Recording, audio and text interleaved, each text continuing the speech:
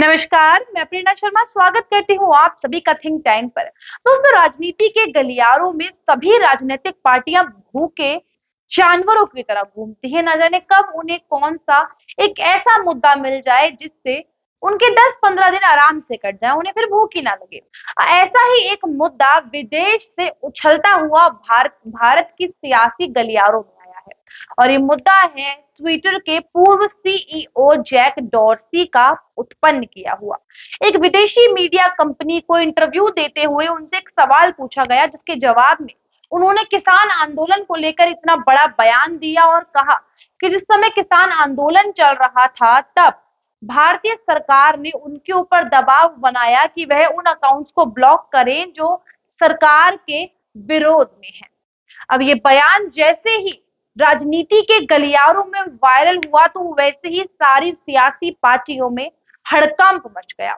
आज की इस वीडियो में आपको बताएंगे कांग्रेस पार्टी के बारे में कि मौके का फायदा उठाते हुए कांग्रेस पार्टी ने किस तरीके से प्रेस कॉन्फ्रेंस कर डाली और आपको बताएंगे आज की इस वीडियो में जैक डॉर्सी के उस काले इतिहास के बारे में जिसकी भेंट चढ़ा अमेरिका, टर्की और अब भारत। क्योंकि भारत अकेला नहीं है जिसके ऊपर जैक डॉर्सी ने इस तरीके के इल्जाम लगाए हैं। इससे पहले अमेरिका में भी उनका यही बर्ताव था और टर्की में भी उनका यही बर्ताव था। यही कारण है कि जैक डॉर्सी को ट्विटर के काले इतिहास के उन 2 सालों के रूप में देखा जाता है जिन 2 साल जैक डॉर्सी ट्विटर के सीईओ रहे हैं। दोस्तों, जैसे ही ये मुद्दा भारत पहुंचा वैसे ही कांग्रेस पार्टी ने एक प्रेस कॉन्फ्रेंस कर डाली क्योंकि उसे एक मुद्दा मिल गया। अब उस प्रेस कॉन्फ्रेंस में कांग्रेस पार्टी की प्रवक्ता है सुप्रिया सुले, जिन्होंने कहा कि भारत मदर ऑफ डेमोक्रेसी है लेकिन मोदी सरकार मर्डरर ऑफ डेमोक्रेसी है। जिस तरीके से वो दबाव बना रही थी ट्विटर पर, ये सुप्रिया जी को पसंद नहीं आया और सुप्रिया जी ने तमाम तरीके की बातें कही, अन्नदाता को लेकर, किसान को लेकर और तमाम तरीके की बातें कही सुप्रिया जी ने। तो यहाँ पर मेरा उनसे सवाल है कि सुप्रिया जी, अभी 9 साल हुए हैं आपकी सरकार को हटे, उससे पहले आपकी सरकार थी, उन इतने सालों में आपकी सरकार ने किसानों के लिए क्या ही कर दिया। और ये वो दौर है कि आज किसानों को उनके हक के बारे में पता है और वो उसके लिए लड़ाई लड़ रहे हैं। आपके समय में तो किसानों को अपने हक के बारे में पता ही नहीं था। ये है कांग्रेस पार्टी का असली चेहरा जो आज जैक डॉर्सी के बयान को मुद्दा बना रहे हैं। इसी के साथ साथ जैक डॉर्सी की यदि बात करें तो ये वही जैक डॉर्सी हैं जिन्होंने साल 2020 से 22 के बीच में जो फरवरी में 2021 फरवरी में जो नई नीतियां आई थी ट्विटर को लेकर, जो नए रूल्स एंड रेगुलेशंस आए थे जिन्हें मानने से मना कर दिया था।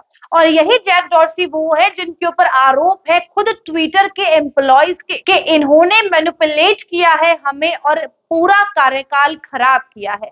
ये वही जैक डॉर्सी हैं जिनके कार्यकाल में जब ये ट्विटर के सीईओ थे, भारत के तत्कालीन उपराष्ट्रपति के ट्विटर हैंडल से ब्लू टिक को हटा दिया गया था। ये वही जैक डॉर्सी है जिन्होंने अमेरिका के डोनाल्ड ट्रंप के जो अकाउंट था उसे ब्लॉक कर दिया था। ये वही जैक डॉर्सी हैं जिन्होंने भारत के पूर्व आईटी सेल मिनिस्टर का जो अकाउंट है उसे भी ब्लॉक कर दिया था। ये वही जैक डॉर्सी हैं जिन्होंने भारत के किसी भी कानून को मानने से मना कर दिया था और जिन्होंने अपने बयान में ये भी स्पष्ट किया है कि भारत में उनके ऊपर अत्याचार हुए, उनकी कंपनियों पर रेड मारी गई और लोगों की गिरफ्तारी भी हुई।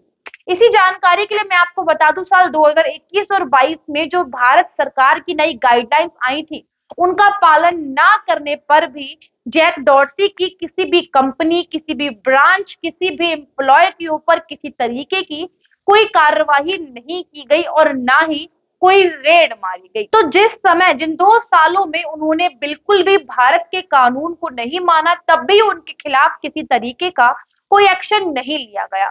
और ये आम केसेस में हम देखते भी हैं, हर ऐप पर भी रिपोर्ट करने का ऑप्शन होता है। जब कोई अकाउंट इस तरीके की चीजें फैलाते हैं जो देश के विरुद्ध है, यदि ऐसा कुछ हुआ भी है तो वो सारी चीजें सरकार के निर्देशन में हुई है और सारे कोड ऑफ कंडक्ट को मानते हुए हुई है।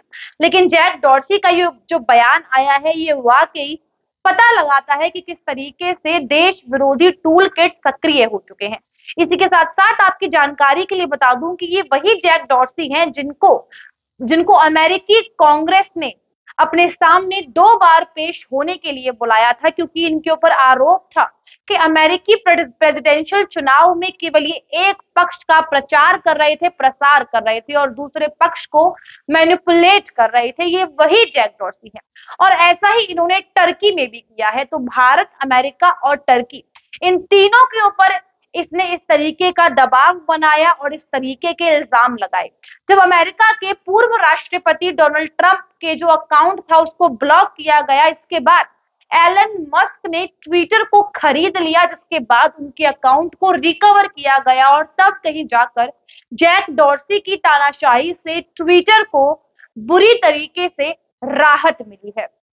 और ये वही जैक डॉर्सी हैं जिन्होंने तमाम तरीके से ऐसी ऐसी चीजों को प्रमोट किया ट्विटर पर बीते सालों, और कितना विवाद हमने ट्विटर पर देखने को मिला पिछले बीते सालों में जब जैक डॉर्सी ट्विटर के सीईओ थे। तो ऐसे में जो वो सवाल उठा रहे हैं, उल्टा सवाल उनके ऊपर पैदा होते हैं कि वो किस तरीके की हरकतें करते हैं। ठीक इसी तरीके से भारत के तत्कालीन आईटी सेल मिनिस्टर का भी बयान आया है जैक डॉर्सी को लेकर, जिन्होंने ये स्पष्ट किया है कि जैक डॉर्सी एक ऐसे व्यक्तित्व हैं जो भारत के कानून को नहीं मानते हैं। जितने भी समय वो ट्विटर के सीईओ थे, उन्होंने भारत के कानूनों को मानने से इनकार कर दिया। इनका कहना है कि यदि भारत में कोई कंपनी आएगी तो उसे भारत के रूल्स और रेगुलेशंस को मानना भी होगा। पूर्ण दबाव के बाद जब जैक डॉर्सी ने सारे कानूनों को माना भारत के, जिसके बाद से ये सारी चीजें शुरू हुई, क्योंकि भारत और जैक डॉर्सी का विवाद साल 2021-22 से ही चल रहा था, जब जैक डॉर्सी ने भारत के कानूनों को मानने से मना कर दिया था, जिसके बाद तमाम दबावों के बाद उन्होंने कानूनों को तो मान लिया, लेकिन अपनी तानाशाही से वह बाज नहीं आए हैं। और आज यही एक कारण है कि जैक डॉर्सी इस तरीके से अब गीदड़ भपकी दिखा रहे हैं और विदेशी मीडिया को इंटरव्यू देते हुए भारत के लोकतंत्र पर सवाल उठा रहे हैं। इस मुद्दे पर आप अपनी क्या राय रखते हैं, हमें कमेंट करके अवश्य बताइएगा। रिपोर्ट अच्छी लगी हो, पसंद आई हो तो कमेंट करें, शेयर करें और यदि आप चैनल पे पहली बार आए हैं तो इसे सब्सक्राइब करना बिल्कुल ना भूलें। नमस्कार।